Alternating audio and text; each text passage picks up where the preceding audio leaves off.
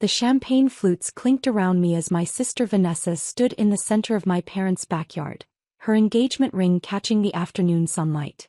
The party had been going for 2 hours when she pulled me aside with Mom and Dad flanking her. Kitchen.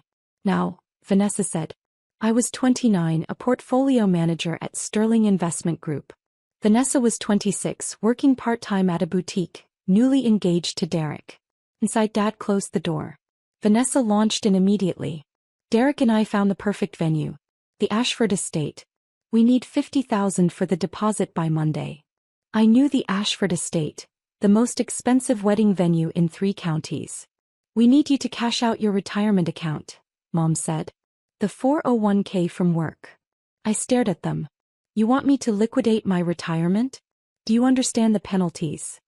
It's just money, Claire, Vanessa snapped. It's not like you're getting married anytime soon. You can rebuild it. I need this wedding now. The account has about $65,000, right? Mom said, and my blood went cold. 50 for the venue, rest for the dress.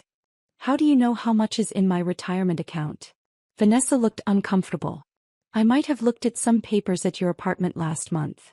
You went through my private financial documents? Family doesn't have secrets, Mom waved dismissively. Besides, it's just sitting there doing nothing. It's growing for my future, I said slowly. Your future is fine. You have a job, Dad said. Vanessa's wedding is once in a lifetime. Derek's family is contributing $45,000. We need to match it or look poor. I'm not liquidating my retirement. Claire, be reasonable, Mom started. No. I pulled out my phone. I need to make a call. Who are you calling? Dad demanded. My financial advisor. I dialed. Since we're discussing my private accounts, I should make sure everything is secure. Robert Martinez answered immediately. Claire, good to hear from you. Robert, I need a complete security check on all my accounts. Every transaction, every access point. Can you do that immediately? There was a pause. Robert heard the edge in my voice. Is there a security concern? Unauthorized access to my financial information. I need a full audit. What are you doing? Vanessa shrieked. Robert's tone turned professional. I'll start immediately. I'm also filing a formal report with the Financial Crimes Division. If someone's accessing your accounts without authorization, that's serious. Can you check if there have been unauthorized login attempts? The silence was telling. Claire, I'm seeing 3 attempted logins to your retirement account portal from an IP address that's not yours. All in the last 2 weeks. They failed because of 2-factor authentication, but someone definitely tried. I put the phone on speaker. Can you repeat that, Robert? His voice filled the kitchen. 3 unauthorized login attempts to your retirement account in 2 weeks. The attempts failed, but this constitutes attempted financial fraud. I'm obligated to report this. Vanessa went white. Mom's hand flew to her chest. There's more, Robert continued. Similar attempts on your brokerage account and checking account. Someone's been systematically trying to access your financial information. I opened my laptop and pulled up my security logs. This IP address traces back to this house. My parents' home. Hack is such a strong word, Vanessa said quickly. I was just checking if you could afford. By illegally accessing my accounts? I turned back to the phone. What are the legal implications? Computer fraud, attempted identity theft, potentially wire fraud, Robert said crisply. Federal crimes. I'm required to report this. Wait, Mom said. This is family. Vanessa was just verifying you could help. By committing felonies? My phone buzzed. Sarah Chin, my attorney. Sarah, that was fast, I answered. Robert briefed me, Sarah said. I'm drafting a cease and desist. But Claire, there's something bigger. Robert pulled your complete financial history with family members. You've transferred over $200,000 to them in 7 years. The kitchen went silent. How much? Mom whispered. There's no repayment record, Sarah continued. And I found a loan application from last month. A $75,000 home equity loan using your information as cosigner. Did you authorize it? Absolutely not. The signature doesn't match your documents. This is forgery. Combined with the hacking attempts, we're looking at systematic financial fraud. I looked at my parents. You tried to take out a loan in my name? We were going to tell you, Mom said weakly. We needed to secure funding first. The wedding, Tyler's car, the roof. So you committed forgery instead of asking me. Sarah, I said into the phone, what are my options? Criminal prosecution, FBI involvement since this crosses state lines. Or civil lawsuit for the money given under false pretenses, restraining orders, and ensuring they can never use your information again. The account hacking? Gets reported regardless. Financial institutions are required to report attempted fraud. But whether you press charges personally is your choice. I looked at my family. Mom crying. Dad furious but defeated. Vanessa texting frantically. I want copies of everything. Every transaction, every login attempt, every forged document. You'll have it within the hour, Sarah promised. I hung up and faced them. Sarah is filing a formal complaint about the loan fraud. The FBI will investigate forged documents and interstate banking fraud. You're sending us to prison? Dad stood, voice booming. Sit down, I said quietly, and he obeyed. I've given you $200,000 over 7 years. Money you promised to repay and never did. We didn't know you were keeping track, Vanessa said. That's the problem. You thought I was the family bank, too stupid to notice. Robert's voice came through my still-connected phone. Claire, check your email. I pulled up a detailed portfolio summary and turned my laptop to face them. Investment portfolio, $847,000. Retirement accounts, $324,000. Real estate holdings, $1,250,000. Business investments, $430,000. Liquid assets, $178,000. Total net worth, $3,029,000. $3 million, Vanessa whispered. I'm a portfolio manager. My salary is $340,000 annually. That retirement account you found? Less than 12% of my actual retirement savings. Mom stared at the screen, speechless. The real estate includes my condo, owned outright, and 2 rental properties generating $8,000 monthly. Business investments are stakes in 3 startups. Plus stock options worth another $1 million. Why didn't you tell us? Dad asked hoarsely. Why would I? So you could ask for more? I've spent 7 years being made to feel guilty while you praised Tyler's mediocre sales job and Vanessa's part-time work. We didn't know, Mom repeated. You never asked. Never came to see my condo. Never attended my company events. You saw what you wanted. A daughter who existed to fund your lifestyle. Vanessa's phone rang. She looked at the screen, face pale. It's Derek. You should answer. I imagine he's heard about the fraud investigation. She stepped out. Through the door we heard, No, Derek, wait, it's not what you think. Robert spoke up. Claire, security lockdown complete on all accounts. Additional biometric verification implemented. Thank you. One more thing. That loan application? It was approved pending your signature verification. They plan to present you with paperwork this weekend. I looked at my parents. You were going to trick me into signing at the engagement party?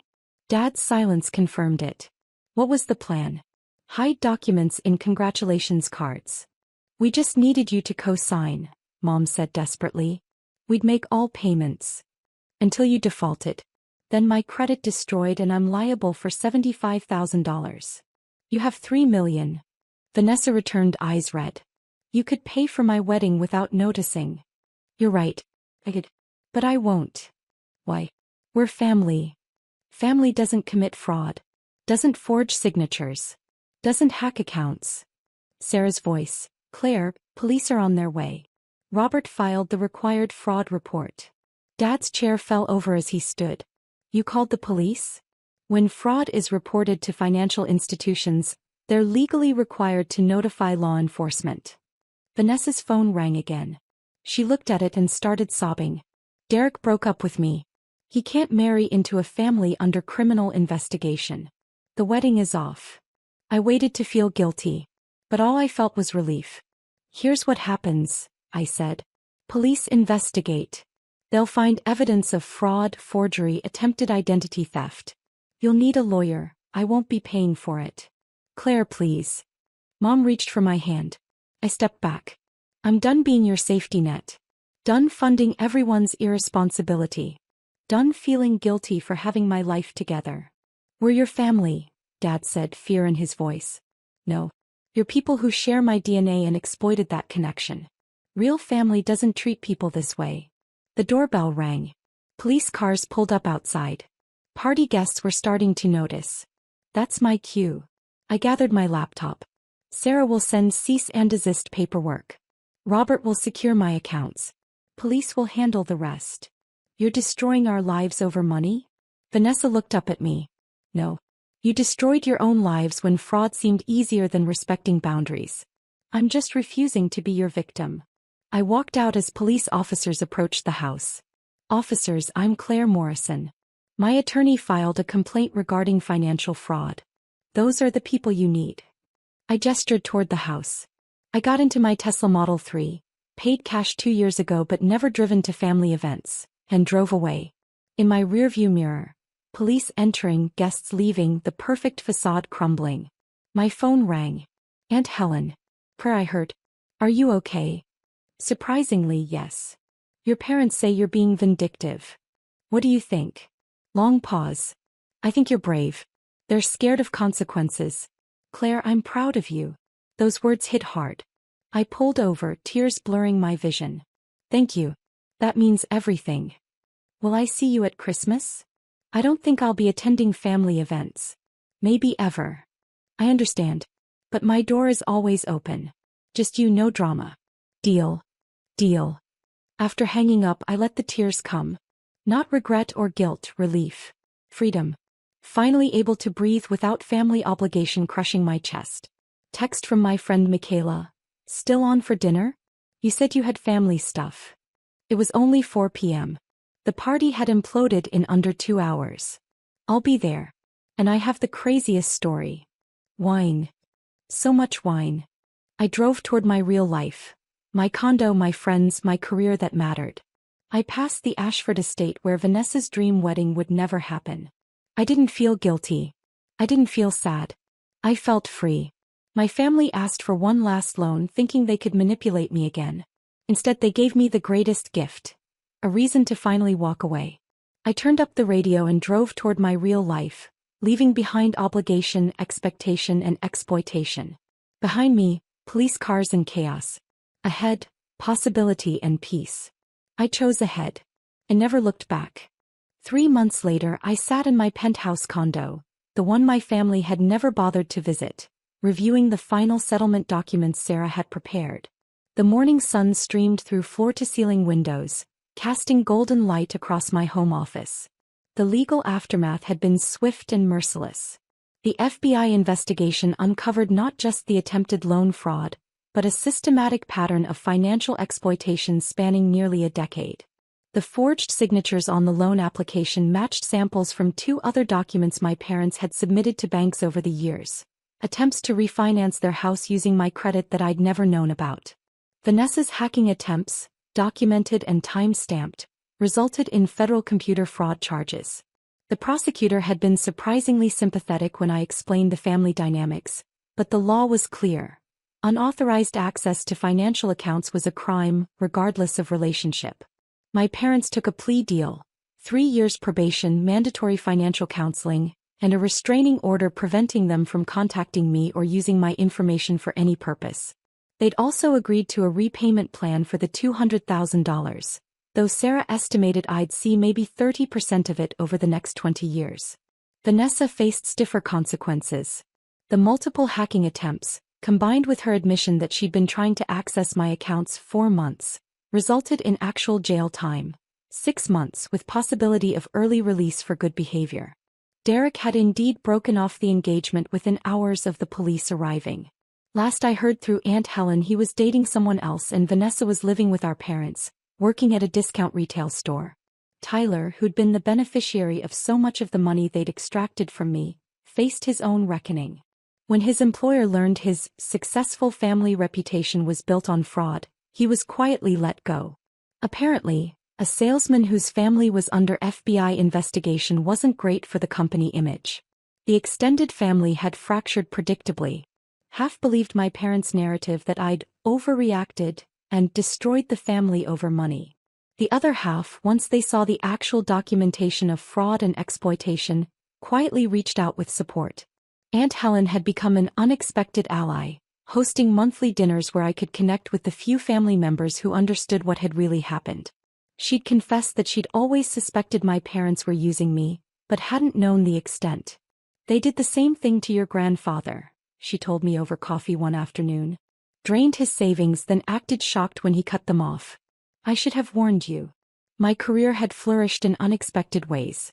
When word got out, appropriately anonymized, about my case, I'd been invited to speak at 3 financial conferences about familial financial abuse.